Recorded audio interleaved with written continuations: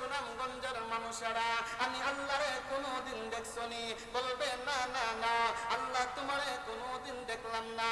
না দেখেই তোমার ভয় অন্তর নিয়া বান্দারা যখন নামাজের জন্য রওনা হইয়া যায়, আল্লাহর কুদরতি পায়ে সিজদা দেয় আল্লাহ রাব্বুল আলামিন, তখন ফেরেশতাদেরকে বলে, ও ফেরেশতারা, আমি আল্লাহ তোমাদেরকে সাক্ষী রাখলাম, আমি আল্লাহ তোমাদেরকে সাক্ষী রাখলাম, আমার যতগুলো বান্দা গুনাহ নিয়া আমি মালিকের ঘর মসজিদের মধ্যে প্রবেশ করেছে, দিলটারে নরম করে বলেছে, আসমানের মালিক গুনাহ করে ফেলেছি গো আল্লাহ, গুনাহগার হইয়া রহমানের ঘরের মধ্যে ঢুকলাম, মালিকের ঘরের মধ্যে ঢুকলাম, গফফারের ঘরের মধ্যে ঢুকলাম।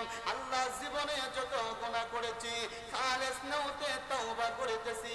আল্লাহ গভীর রজনীতে আমি গুনাহগার, তুমি মনিবের দরবারে হাত বাড়াইলাম, আল্লাহ আমার গুনাহগুলো মাফ করে দাও।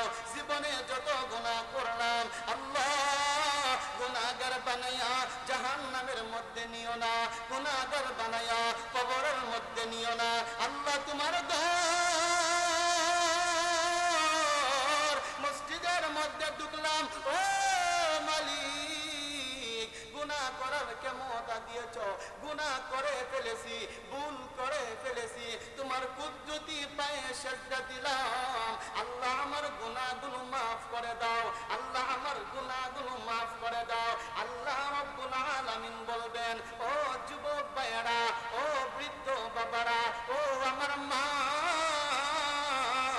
আল্লাহ ডাকবে আর বলবেন, ও ফেরেশতা, আমি আল্লাহ তোমাদেরকে সাক্ষী রাখলাম, আমি আল্লাহ তোমাদেরকে সাক্ষী রাখলাম, আমার যতগুলো বান্দা 5 ওয়াক্ত নামাজ পড়বে, মা বাবাকে খিদমত করবে, নবীর মায়া অন্তরে রাখবে, আমি আল্লাহ ওয়াদা দিলাম আমার সমস্ত বান্দার গুনাহগুলো মাফ করিয়া আমি আল্লাহ জান্নাতি বানায়া দিব।